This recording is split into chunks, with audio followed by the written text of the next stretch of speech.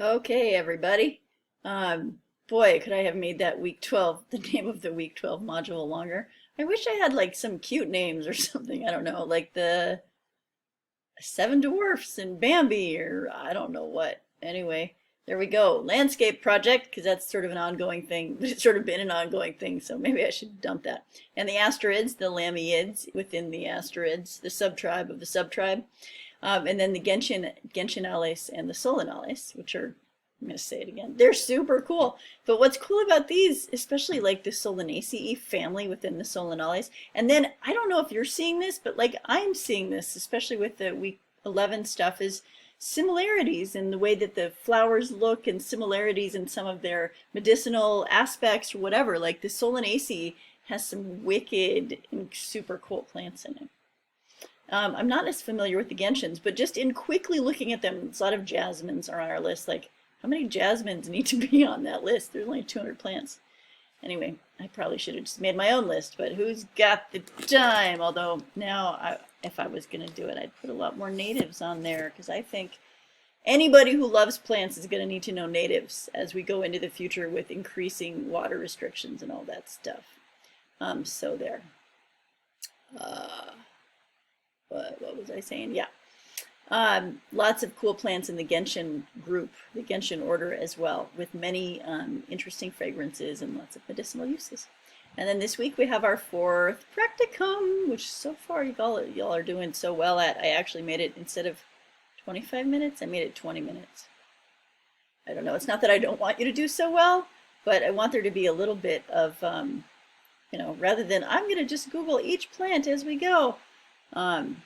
Just a little bit more like you have to know what you're doing in order to get full credit. It seems reasonable to me. Anyway, so this week, week 12, it's the landscape project again. So the actual base map that hopefully you are mostly done with is due on Thursday, and then adding in the zone and sector analysis. So I think most of you got what zone and sectors were, but I know that some of you didn't seem to. So please note, I think I have it pulled up here. I do. Trying to be handy there. Oops, crap. Sorry about that. Anyway, this is just the assignment, but we'll go over that. I'm gonna just show you what I made for you. See what I made for you? Aren't you happy? It's like your birthday. Is I put in a whole bunch of other content. So I encourage you to go back to week 7, I think it was, where we did the first round of zone and sector analysis.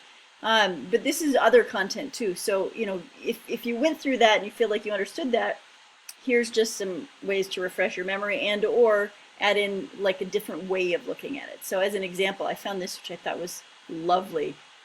This is a math person. This is not how I do it, but I think it's great. The distance from 0 may be a major factor. In other words, very low f, but high d. So f is frequency, d is duration, t is time. It so reminds me of the stuff that my husband does for work, and I do not. But I thought that was kind of cute because there's not that many variables here, just 3, and then 0 means zone 0 is usually like your house.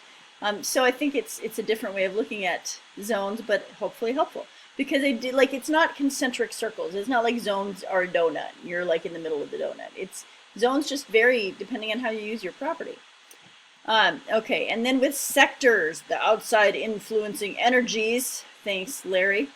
And then some cool stuff from the free permaculture. It sounds like it's in prison or something. Free permaculture! A lot of people think it is because you are usually pay for courses, but here I guess you don't. It's in capitalism prison, man. Everything should be free. Anyway, so there we go. So last week, zone drawings and then some sectors added. This is like a cutesy thing. You could do your map like that if you wanted. That'd be fine. But this is all just cut and pasted from there. I mean, I hope that's okay. I gave him credit. But I know people don't always click the links. So I figure if it's right here, it's just more likely to get seen. So helpful stuff about sectors and how you map the sectors. A little video. Let's see the video now. Huh. Anyway, if you click on the link, it takes you right to the place, and then they have some helpful videos in there too that didn't seem to transfer. So then the actual assignment, yeah, there it is, is to figure out a way to map these zones and sectors. So you can either, I think I gave you a bunch of options, it's just what I could think of. If you're doing this on paper, you may want to do like a tracing paper overlay. So then you have your base map, which is, you know, on graph paper or something, and then a tracing paper overlay that shows the zones and sectors, but you could lift it up to just get back to the base map. Different drafting programs will have these overlays, and, you know, it's not my field of expertise, but I know that they do stuff like that. I've seen it. Or you can have like a different map, or you can just add it to your base map if you feel like it's not too busy and too confusing to do so, okay? But some things that I want you to show, you know, of course we have a compass rose. I say of course, but doesn't mean that everyone understands that. And north is up on the map. The top of the map, sun and shade. So some way to show like where the sun travels, like areas that get full sun, you know, all day long, and areas that maybe are in the shade all day long. And then if you want like the extra bonus, understanding that the angle of the sun varies a lot from like the winter solstice to the summer solstice. So, you know, under like things that might get full sun all summer may be part shady in the winter. So just understanding how that might work too is great. If you can get there, that'd be great. The main direction of wind that flows across the property, main direction of noise, where it comes from, any wildlife interface. So even if you have like bare cement, there's usually some kind of wildlife going on. And if you have people living there, then there's always something around, even if birds just like fly overhead or whatever. The main one, right? You know, maybe you have multiple ones. But if you have a small property and it's really urban, it might be just that there's like rats, you know, over behind the garage. Like that's still something to note. And any views to be modified. So modifying might be make it more pretty if it's already pretty. Clear it out so you can see a little further, or like cover up something that, you know, if you're looking out the window, like where we sit at our breakfast table, we look right out to the trash cans. Like, but that, you know, and I've thought about it, there's no easy way to improve that view necessarily, but you know, that's the kind of thing that you want to be taking note of and trying to design for. And then try to find at least 2 other sectors and write a description of those areas, and then identify at least zones 1 through 3. Okay. And we'll go back to here. Slowly we will go back to here. Shoot, that's not what I wanted to do. So sorry, guys. That sucks. Anyway, so then the next assignment, the next big one, you know, see, it was all I could find a picture of keys, right? You get it? The plant key. So this is the draft of the plant key. You may actually change the plants from your list too as you go through to actually start like putting plants in places on the design, but we need to get stuff going and not have it all be due at the end. So this means you're going to start writing down the characteristics of the 30 plants, at least 30 plants that were part of your plant list, and couplets to key out at least 10 of the plants on the list. So then you just choose 10 of the plants. It's smart to choose 10 that are really easy to, well, I take that back. It may be smart to choose 10 that are challenging to distinguish between, because then you have that done. I don't know.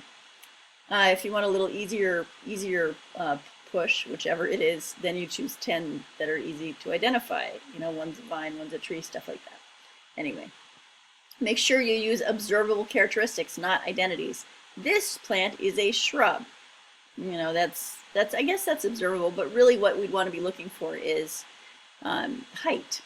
You know, plant is 5 feet tall versus plant has one main stem that you know, twines up something.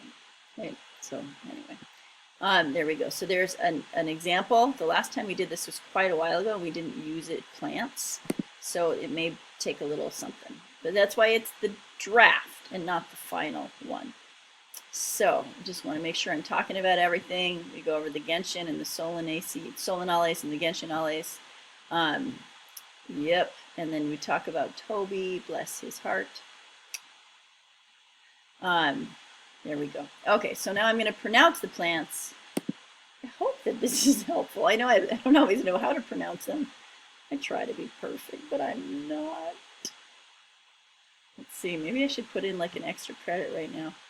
If you send me an email and it says Toby's an angel, I will give you extra credit on your plant practicum just for having listened to this. Your commitment is impressive to me. Okay, so Toby's an angel in an email, and you'll get extra points on your plant practicum. Here we go, 171. Ooh, a grass. Cool.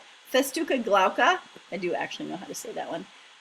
Glauca usually is like glaucus. Trying to think. It's not a color. I think it's a texture, but I can't remember. Hetera helix. It's kind of evil, honestly. This one is so invasive. It should have an I after it. I'm going to add that. Hypericum calcinum. Calcinum. I have no idea. I mean, Hypericum tells you it's a St. John's wort, but okay. Aaron's beard or a creeping St. John's wort. So these must be the ground covers. Yes, indeed. Lantana montevidensis, the trailing lantana.